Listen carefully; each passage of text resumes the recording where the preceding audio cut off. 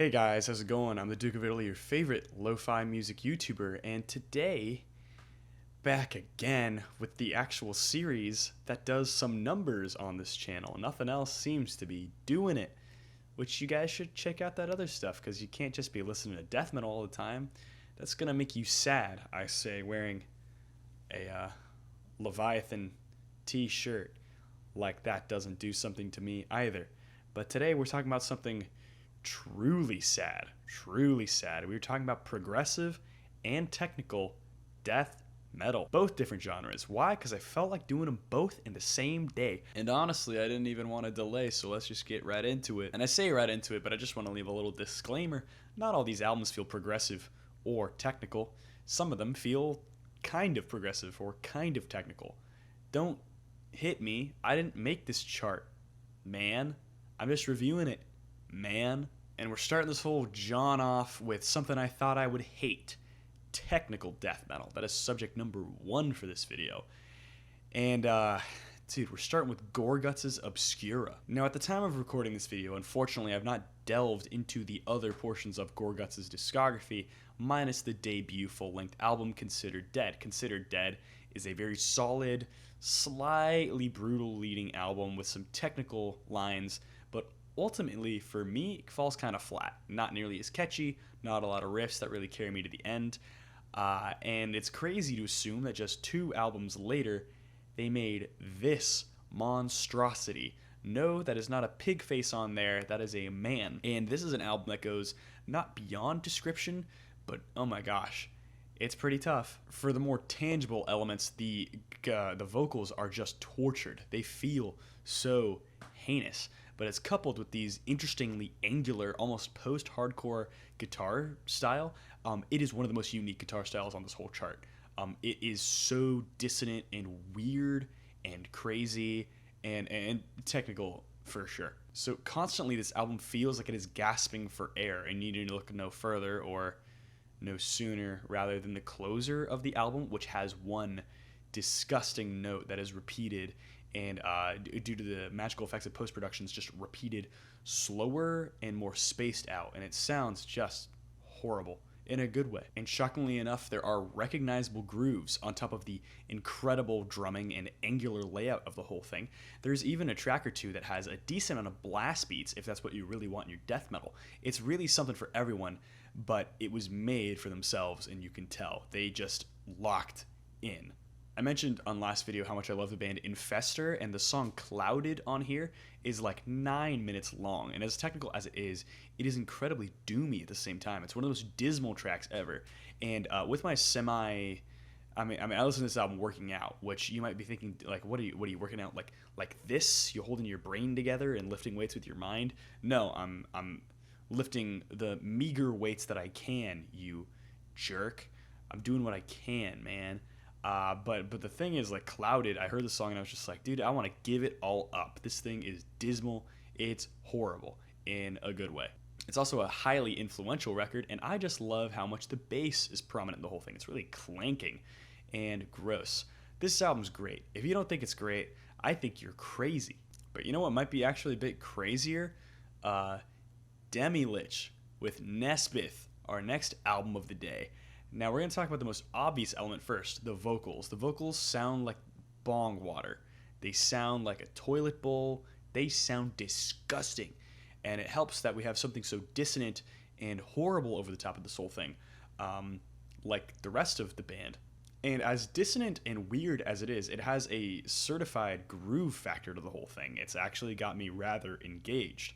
But the vibes are also dark and hellish. It feels masterfully composed. Definitely images of Infestor coming to mind. Again, oddly enough, this tech death style is done to be as abrasive as possible. Almost like a post-hardcore mindset to that whole thing, which I find really interesting. Definitely separates us from modern tech death bands such as Archspire or Rings of Saturn, bands that I could not care less about, and you shouldn't either. The song And You'll Repent has one of the best guitar solos you'll find on any technical death metal album. Yeah, it's crunchy, it's brutal, it's aggressive. There are even some portions in here you could consider to be like a breakdown, heavy stuff. And even though the album doesn't go for that long, it feels oddly complete by the end of it. So this album is great. I am blessed to be having such a stacked opening to this portion of a chart, or any chart at all, really. Like, technical death metal really seems good just from this glance. And up next, we have Mithras with Beyond the Shadows Lie Madness, sort of a spacey, conceptual album here, which has clean vocals, silliness, and kicks that are just triggered. They sound bad, man. If they're not triggered, they're just mixed terribly. It is super technical, compositionally impressive, but it doesn't tie itself down nearly enough. It kind of struggles to have much of a sense of identity after all these flurries of riffs and blast beats and all this craziness. It's like, can I just have a riff I can remember, or a riff that feels something for me, or is it just going to keep going? So the lead guitar tone is a real mixed bag for me. The bottom end is awesome. It honestly kind of reminds me of like later deathcore stuff with how much heavy bottom end it has. But also, like deathcore, it ignores the top end, even though it uses it so often. It's like, I really can't hear anything I really want to hear here. So it's just an album that struggles with its own identity as tech death. It's sort of an early indication of where tech death goes that I don't really like that much, but it also suffers from some 90s death metal production that doesn't really give it any benefit. I think this one's okay. If you're into progressive rock, progressive metal, technical death metal, you'll probably like this, but it doesn't affect anybody outside of this genre. But you know what's great though is Ulcerate with Everything is Fire. Now Ulcerate just released a new album as of making this video. I have not heard it yet. In fact, I've heard no other Ulcerate album, but Ulcerate has been known to use more atmospheric sludge metal and long-winded, paced, patient tracks that really mess with you. So, and I'll be honest, they've been great for a long time, clearly, because this album is fantastic. It's dissonant with this glorious lead guitar that sort of peaks out constantly, but the dissonance is also cut back with a serious groove factor. But it also contrasts heavily with this distortion style that is just so dirty you really can't ignore it. It sounds just filthy. It's got these machine gun, sort of Meshuggah-esque double kicks, which I'm not a big fan of Meshuggah, but the drumming, you can't deny, is very talented. And here, it's actually applied in a way that makes me feel happy to listen to music. Of course, the songwriting is catchy, but it is actually sonically amazing. Modern metal production is nailed at its finest right here. It's something you will find almost on no other point of this whole chart. It's also highly emotional and satisfying, even. Something that I don't find in a lot of this stuff.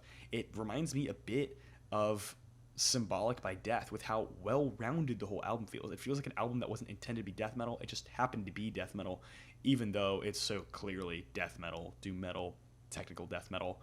And it is great at the same time.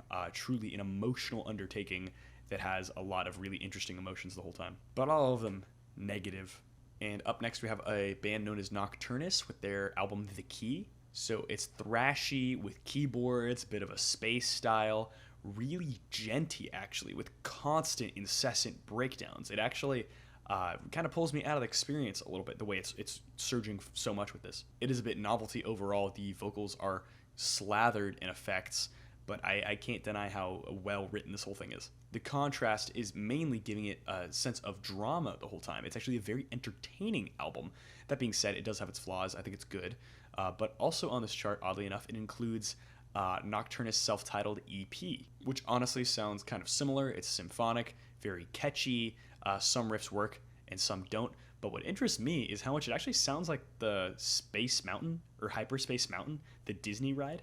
So I would recommend this EP just for that. But other than that, it is still a Nocturnus release, so I think it's just good. But you know what's not good?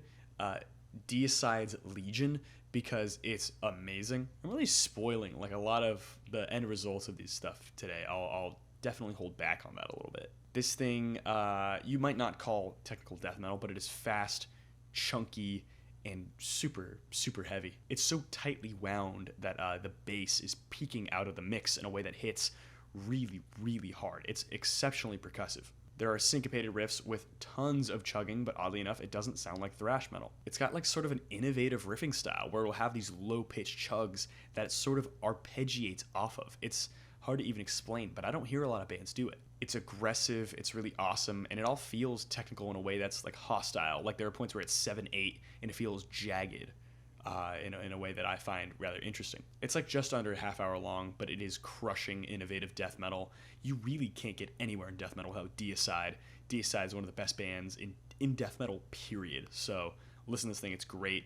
It is so innovative, it's so interesting, and I still think there are things that have not quite nailed what Deicide has done here or on their other albums. Then we have Anata's Under a Stone with No Inscription. So if you're new to technical death metal, this is a good one to start with because it has this really crisp modern production, definitely not alienating like the early 90s stuff. It sounds genuinely pretty good, but it's got a real sense of thrashy aggression, which could take you here from some other metal subgenre.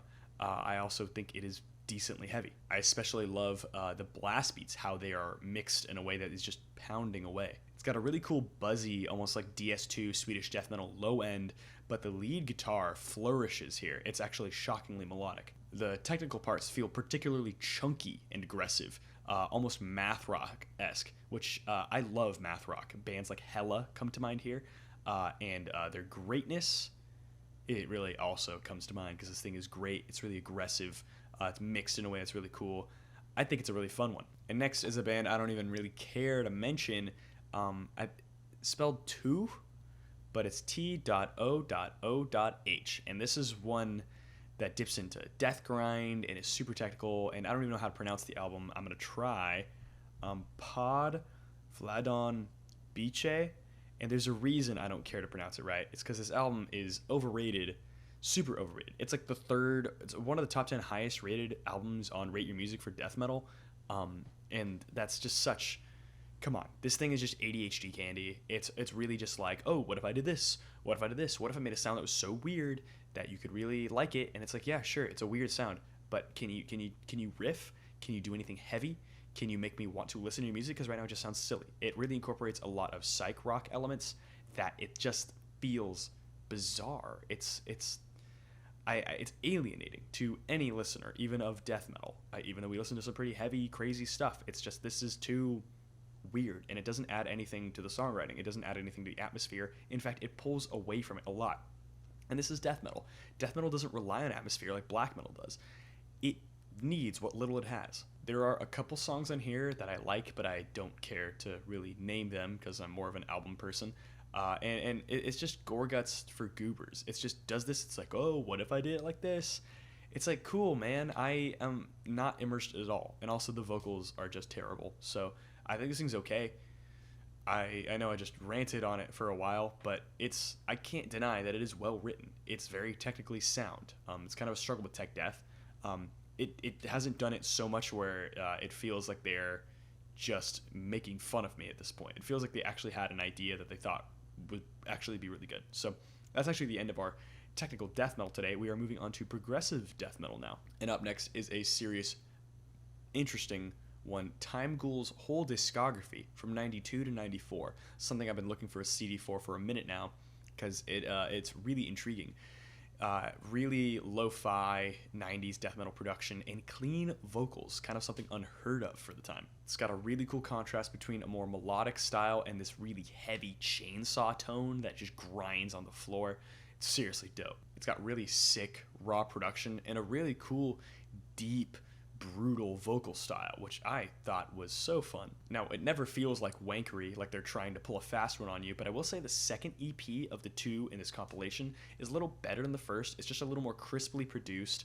I think the songwriting does take a tiny step up, but it's not enough to really consider separating the two into EPs again for some sort of repress. I think the original first EP is just phenomenal as well. All those qualities still apply. This thing's really awesome. It's really great. It's engaging, and it doesn't make me feel like I'm stupid. It doesn't hold my hand either, though. It has a lot going on that works thematically, so definitely listen. And up next, we have Opeth's Morning Rise, a real dreary album, surprisingly. Opeth is not a band I'm sure most people would expect to show up on this chart, especially a Mew-related death metal chart, but I gotta say, there's a lot of coolness here. It's not overwrought with the progressivisms that would be shown on later albums. That being said, I haven't heard these albums in a long time. It's been probably since the beginning of this channel, since I heard Still Life and Blackwater Park, which I didn't like the death metal parts much. It just wasn't my thing. so much so that I didn't really want to listen to it again. Morning Rise here is a very accessible and interesting death metal album because the contrast is very clear here between probably 3/4 death metal and like a quarter folk. And it's in a way that doesn't feel stupid. It's a way that feels very atmospheric. It's in a way that I like. It's deeply emotional, and the fretless bass is really just the cherry on top of this whole thing. Michael or Mikhail or whatever the vocalist's name is, he's a pretty iconic dude, but I love how his vocal approach has a bit more of a black metal thing going on in this early era here. Definitely Opeth had a sort of black metal thing going on their first couple albums here, and it sounds great here. It really carries the atmosphere to another place. Kind of feels like, I don't know, what's that one band, like Fester? Not Infester, Fester. It fits perfectly, it's not overly technical, and it progresses really well in a way that complements the atmosphere. The atmosphere sinks in. It is a dreary album, but it's one that's also rather beautiful at the same time. I have to say it's great. Sorry elitists out there. I do think it's great. And up next is a band that most of you probably know about, Cynic, with their album Focus. Focus suffers from a couple mixing issues, such as the vocoded clean vocals, as well as a really, really clean sound. We've gotten into progressive territory, and now we're entering like jazz fusion territory. Seriously, this is one of the most wacky albums you'll hear on this whole chart, as well as another one we'll be talking about today. It's super interesting, though. There's even a Chapman stick on this album. If you don't know, it's the Tony Levin instrument he played with King Crimson. Could you imagine that in death metal? Because that's what you're getting here. You're getting weird jazz fusion, progressive rock death metal. And I would say the King Crimson influence is clear. There's a certain level of dissonance and tension the whole time. Not as tense as King Crimson, unfortunately. Imagine being a death metal band and not as heavy as King Crimson. I would believe it because Red is the heaviest song of all time. But I think Cynic could be trying a little harder there. This all sounds like I'm really, really complaining, but I really don't mean to, because this thing is so masterfully written that it's hard to find many flaws. The melodies are gorgeous. The harmonies are even more gorgeous. The song Textures is just insane 90s era jazz fusion. Sounds really crazy. The vocals really take a step back there, and I find it so much fun. And one thing that's kind of underrated about this album is the sense of contrast, and it's why I hate slam or deathcore. It's like if you keep on growling like that, you're never going to find the heaviness, because Cynic, when they're lighter, it helps them find the heaviness that they're not engaging with. They could do a simple, like, mid-period Black Sabbath riff, and it still feel as heavy as the weight of the world. But this whole thing turns out really great. It's influenced so much in a way that's really interesting. I love this jazz fusion style. It really doesn't show up ever again. Sure, the mixing isn't ideal. The vocoding is it's pretty rough, but I think what they ended up doing later in the career also is fantastic.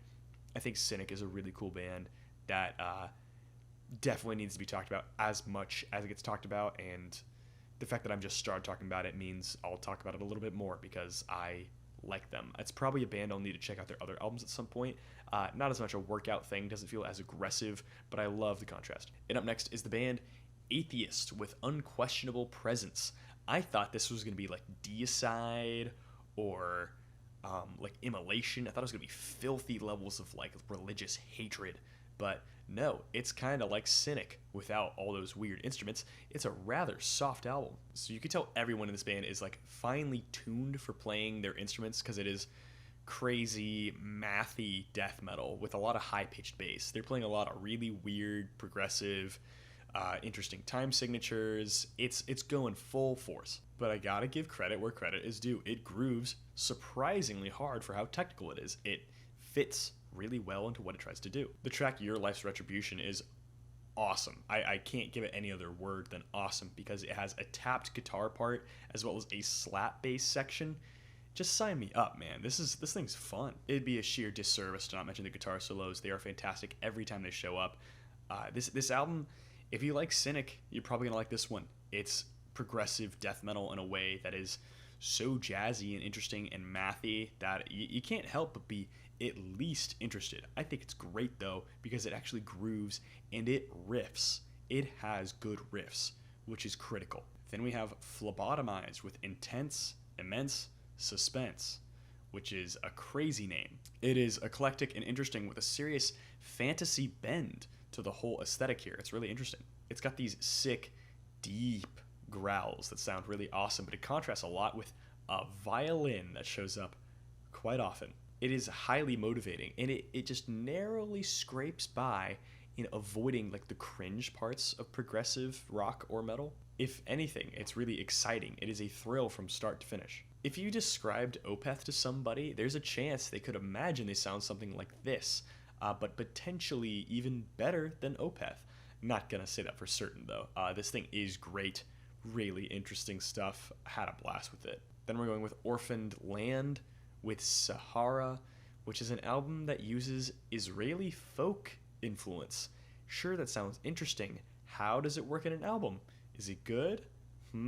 Well, not really. It's kind of annoying. It just doesn't mesh right. Like the raw death metal production doesn't do any favors for the folk stuff. Simply the prog metal style of playing and the old-fashioned production doesn't work well. And also there's a weird spoken word section. But I gotta give credit where credit's due. This sort of melodic death metal style they do engage in works very, very well. There's also clean vocals that are super weak, but the biggest thing, and you guys gotta take this with a grain of salt, it is just against everything that is in my actual taste. It just is violently against it for some reason. But it is okay. There's are some redeeming elements. The Melodeath stuff is good. It just feels silly. And up next is a band known as Atrocity with an album called Longing for Death. Yeah, there's a song called Triumph at Dawn that is really good technical death metal here, but the rest of the album is sportcore, uncompromising BS, some of the most unlistenable, just ugly, just like I can't imagine anyone in this band having any friends. But I don't want to imply or accuse them of that. That's all speculation. It's just imagine making music this not fun to listen to and acting like that's okay. Other than me just complaining about the technicality for forever and ever, the vocals are horrible. They sound like someone trying to do an impression of like a fat Viking, which what am I supposed to actually attach to on this album here? This thing's poor. Get it out of my sight. And the final album here is Stargazers, A Great Work of Ages. An interesting sort of spacey concept album. And if you're here for anything, it's the bass playing. It's a serious highlight. It's way up front in the mix, and the dude knows how to play. The progginess is totally overstaying its welcome, but at the same time, it has a sort of theatricality to it. So, I used to listen to a lot of Genesis, so I can't be that mad. I don't remember what track 4 is called. Apparently, it has a really obnoxious name that I declined to write down, but it's a really dope track, and honestly, the B-side is really solid. It's just the A-side feels so blah. It feels actually shockingly plain, which feels quite weird. But at the same time, great B-side, not great A-side. I have to say it's good, but not great. And I kind of refuse to believe this is their best work. I really want to check out more of what they've done. I'll probably write it down at some point. We shall see, basically. But that is it. If you think we missed something, you're probably correct. We will probably do it on the next video. I'll just put it out there right now. Cryptopsy will be in the next video. Finally, it's Cryptopsy. It's finally the best band of all time. It's the best death metal band. It's the only band that ever really mattered when it comes to death metal. It's the only band I really care about when it comes to death metal. And you're going to listen to it, and you're going to listen to my review, and you're going to like it, and you're going to like the review, and you're going to like the band a lot more because it's Cryptopsy, man. How can you not like Cryptopsy? Get out of my face if you don't like Cryptopsy. And that's a command. I don't want to hear a thing from you if you don't like Cryptopsy. But there are also some other sort of technical progressive bands we will be mentioning in the next video. Just be patient. Anyways, I don't want to talk about this any longer today, but I cannot wait to talk about it again in, I don't know, week and a half. We shall see. But I would appreciate if you left a like and a subscribe. It helps me out, makes me a little more popular. That's what I'd like to be on this website. And if you want to see some more of me, my Twitter, my Instagram, and most importantly, my Discord page are all in the description below. Please feel free to check that out. Our Discord page is popping mildly, and it's also really fun. My Instagram, I've been posting some cocktail content recently, and that's just been really fun. So I hope you guys can join me for that as well. And other than that, it's about it. Hope you guys have a good day. Bye.